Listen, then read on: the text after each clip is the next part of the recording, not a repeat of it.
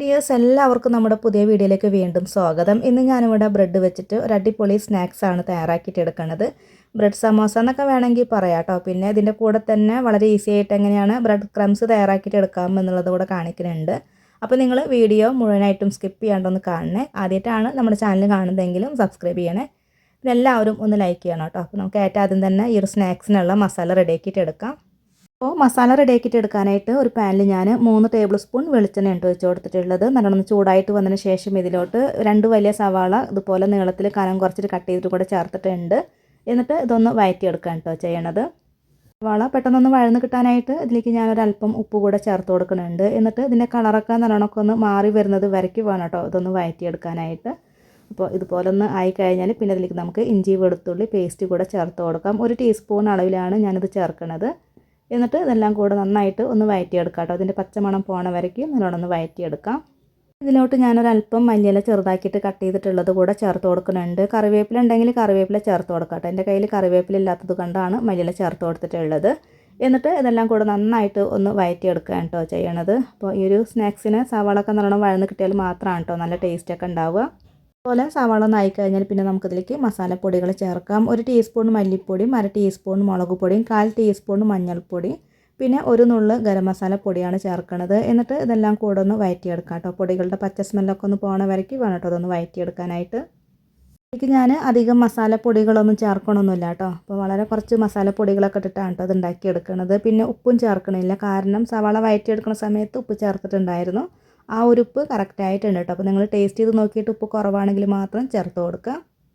നിങ്ങൾ ചേർത്ത് നല്ലോണം ഒന്ന് വഴറ്റിയെടുത്ത് കഴിഞ്ഞാൽ പിന്നെ നമുക്കിത് അടുപ്പിൽ നിന്ന് മാറ്റാം കേട്ടോ. നമ്മുടെ ഒരു സ്നാക്സിനുള്ള മസാല ഇവിടെ തയ്യാറായി കഴിഞ്ഞു. ഇനി ഞാനിവിടെ കുറച്ച് ബ്രെഡ് എടുത്തിട്ടുണ്ട്. ഏറ്റവും ആദ്യം നമുക്കൊരു ബ്രെഡ് ഒന്ന് സോഫ്റ്റ് ആക്കിയിട്ട് എടുക്കണം കേട്ടോ, ഒന്ന് ആവി കയറ്റിയിട്ട് എടുക്കണം കേട്ടോ. അപ്പോൾ ഞാനിവിടെ ഒരു സ്റ്റീമറിൽ ഇത് വെച്ച് കൊടുക്കുന്നുണ്ട്. പിന്നെ ബ്രെഡ് എടുക്കുമ്പോൾ വലിയ സൈസിലുള്ള ബ്രെഡ് വേണം എടുക്കാനായിട്ട്. സാൻഡ്വിച്ചിനൊക്കെ എടുക്കണ ബ്രെഡ് ഉണ്ടല്ലോ, ആ ഒരു ബ്രെഡ് വേണം കേട്ടോ എടുക്കാനായിട്ട്.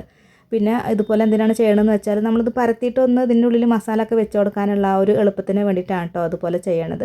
ഒരു 5 മിനിറ്റ് മാത്രം ഇതൊന്ന് ആവി കയറ്റി എടുത്താൽ മതി. അപ്പോൾ ഞാനിവിടെ ഒരു 5 മിനിറ്റോളം ഒന്ന് ചൂടാക്കിയിട്ട് എടുത്തിട്ടുണ്ട് കേട്ടോ. ബ്രെഡൊക്കെ നന്നായിട്ട് സോഫ്റ്റ് ആയിട്ട് കിട്ടിയിട്ടുണ്ട്. ഇനി നമുക്ക് ഇത് എടുത്തതിന് ശേഷം ഇതിൻ്റെ സൈഡൊക്കെ ഒന്ന് കട്ട് ചെയ്ത് മാറ്റാം കേട്ടോ. അതുപോലെ ഒരു കട്ടർ വെച്ചിട്ട് കട്ട് ചെയ്യുകയോ അതല്ലെങ്കിൽ കത്തി കൊണ്ട് കട്ട് ചെയ്തതിന് ശേഷം ഒന്ന് മാറ്റിയിട്ട് ഈ ഒരു ബ്രെഡിൻ്റെ കഷ്ണം നമുക്കൊന്ന് പരത്തിയെടുക്കുക. ഇതുപോലെ ഒരു ചപ്പാത്തി പോലുകൊണ്ടൊന്ന് പരത്തിയെടുത്തതിന് ശേഷം പിന്നെ നമ്മൾ നേരത്തെ റെഡിയാക്കി വെച്ചിട്ടുള്ള ആ ഒരു മസാല ഉണ്ടല്ലോ അതിൽ നിന്ന് കുറേശ്ശെ ഇതിലേക്കൊന്ന് വെച്ച് കൊടുക്കാം.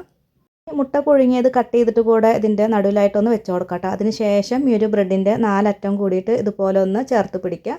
ഇതുപോലെ ഒന്ന് ആക്കിയെടുത്തതിന് ശേഷം ഇതൊന്ന് അവിടെ ഉറച്ചിരിക്കാനായിട്ട് ഒരു ടൂത്ത് പിക്ക് വെച്ചിട്ടൊന്ന് കുത്തി കൊടുക്കുക കേട്ടോ ചെയ്യണത്. പിന്നെ ഇവിടെ ടൂത്ത് പിക്ക് ഒന്ന് കട്ട് ചെയ്തിട്ടാണ് കേട്ടോ ഇതുപോലെ ഒന്ന് കുത്തി കൊടുക്കണത്. ഇങ്ങനെ ചെയ്യുമ്പോൾ അതവിടെ സ്റ്റിക്കായിട്ട് ഇരുന്നോളും. മൈദ ഒന്ന് വെച്ചിട്ടൊന്ന് ഒട്ടിച്ച് കൊടുത്താലൊന്നും അതൊന്നും ഇങ്ങനെ സ്റ്റിക്കായിട്ട് കിട്ടില്ല കേട്ടോ. ഇതുപോലെ ചെയ്യുമ്പോൾ നല്ല ഇതിൽ തന്നെ റെഡി ആയിട്ടൊക്കെ കിട്ടും. അപ്പോൾ ഞാനിവിടെ കുറച്ചൊന്ന് റെഡിയാക്കി വെച്ചിട്ടുണ്ട് കേട്ടോ. ഒരു 7 എണ്ണം റെഡിയാക്കിയിട്ടുണ്ട്. ഇനി നമുക്കിത് എണ്ണയിലിട്ടിട്ടൊന്ന് ഫ്രൈ ചെയ്തിട്ട് എടുക്കാം. ഇത് ഫ്രൈ ചെയ്തിട്ട് എടുക്കാനായിട്ട് ഞാനിവിടെ ഒരു അപ്പച്ചട്ടിയാണ് കേട്ടോ എടുത്തിട്ടുള്ളത്. ഇതുപോലെ കുഴിയുള്ള പാത്രത്തിലിട്ട് വേണം കേട്ടോ ഒന്ന് ഫ്രൈ ആക്കി എടുക്കാനായിട്ട്. എന്നാലാണ് എല്ലാ ഭാഗം ഒരേപോലെ കളറാക്കിയിട്ടൊക്കെ എടുക്കാനൊക്കെ ആയിട്ട് പറ്റുള്ളൂ. ഒരല്പം ഓയിലോ അതല്ലെങ്കിൽ വെളിച്ചെണ്ണ ഒഴിച്ച് കൊടുത്തതിന് ശേഷം ഈ ഒരു ബ്രെഡ് വെച്ച് കൊടുത്തിട്ട് നന്നായിട്ടൊന്ന് കളറാക്കി എടുക്കാം കേട്ടോ. ഒരു സൈഡൊക്കെ കളറായിട്ട് വന്നു കഴിഞ്ഞാൽ മറിച്ചിട്ട് കൊടുത്തിട്ട് ഇതൊന്ന് ഫ്രൈ ആക്കി എടുക്കാം.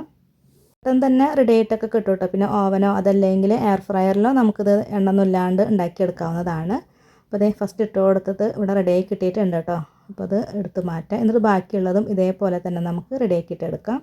ഫ്രൈ ചെയ്തിട്ട് എടുക്കാനായിട്ട് ഒരുപാട് ടൈമൊന്നും എടുക്കൊന്നുമില്ല കേട്ടോ. പെട്ടെന്ന് തന്നെ നമുക്കിത് ഫ്രൈ ആക്കിയിട്ടൊക്കെ എടുക്കാം കേട്ടോ. അപ്പോൾ ഞാനിത് എല്ലാതും റെഡിയാക്കി വെച്ചിട്ടുണ്ട്.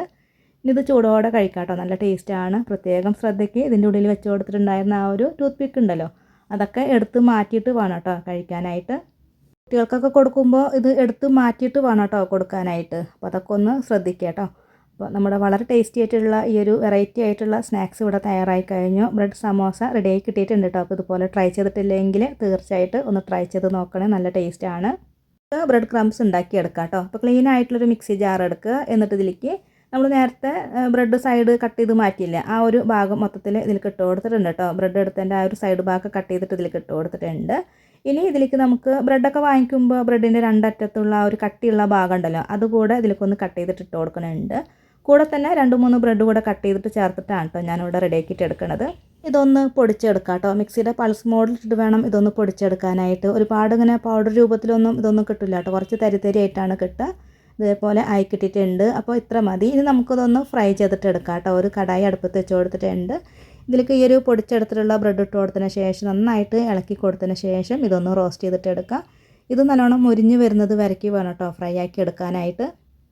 ബ്രെഡ് ക്രംസ് നമുക്ക് വളരെ ഈസി ആയിട്ട് വീട്ടിൽ തന്നെ ഉണ്ടാക്കി എടുക്കാം കേട്ടോ. കടയിൽ നിന്നൊക്കെ വാങ്ങിക്കുമ്പോൾ കുറേ പൈസയാണ് കേട്ടോ. അപ്പോൾ നമുക്ക് വീട്ടിലെപ്പോഴും ബ്രെഡൊക്കെ വാങ്ങിക്കില്ല. അപ്പോൾ ഇതുപോലൊക്കെ ഉണ്ടാക്കി വെക്കുകയാണെങ്കിൽ നമുക്ക് കട്ട്ലേറ്റോ അതല്ലെങ്കിൽ വേറെ എന്തെങ്കിലും സ്നാക്സൊക്കെ ഉണ്ടാക്കി എടുക്കുന്ന സമയത്ത് എടുത്ത് ഉപയോഗിക്കാനൊക്കെ ആയിട്ട് പറ്റും. ഇതുപോലെ പൊടിച്ചിട്ട് വറുത്ത് വെക്കുകയാണെങ്കിൽ കുറേ നാൾ ഫ്രിഡ്ജിലൊക്കെ വെച്ചിട്ട് നമുക്ക് എടുത്ത് ഉപയോഗിക്കാം കേട്ടോ. ഇതിപ്പോൾ നന്നായിട്ട് ഫ്രൈ ആയി കിട്ടിയിട്ടുണ്ട്. നന്നായിട്ട് തന്നെ മുരിഞ്ഞ് കിട്ടിയിട്ടുണ്ട് കേട്ടോ. അപ്പോൾ ഇത്ര മതി. നമ്മുടെ ഈ ഒരു ബ്രെഡ് ക്രംസും ഇവിടെ തയ്യാറായിട്ടുണ്ട് കേട്ടോ. വളരെ എളുപ്പത്തിൽ ഉണ്ടാക്കിയെടുക്കാൻ പറ്റിയിട്ടുള്ളൊരു റെസിപ്പി തന്നെയാണ് കേട്ടോ ഇത്. അപ്പോൾ തീർച്ചയായിട്ടും ട്രൈ ചെയ്ത് നോക്കണേ. അപ്പോൾ ഇന്നത്തെ 2 റെസിപ്പി നിങ്ങൾക്ക് ഇഷ്ടമായിട്ടുണ്ട്, ഉപകാരമായിട്ടുണ്ട് എന്ന് കരുതുന്നു. ഞാൻ ഇതുവരെ വീഡിയോ കണ്ട് സപ്പോർട്ട് ചെയ്ത എല്ലാവർക്കും ഒരുപാട് നന്ദി. ആദ്യമായിട്ടാണ് നമ്മുടെ ചാനൽ കാണുന്നതെങ്കിലും സബ്സ്ക്രൈബ് ചെയ്യാനും ലൈക്ക് ചെയ്യാനും ഷെയർ ചെയ്യാനും ഹൈപ്പ് ചെയ്യാനൊന്നും മറക്കരുത്. അടുത്ത നല്ലൊരു റെസിപ്പി വീഡിയോ ആയിട്ട് വീണ്ടും കാണാം.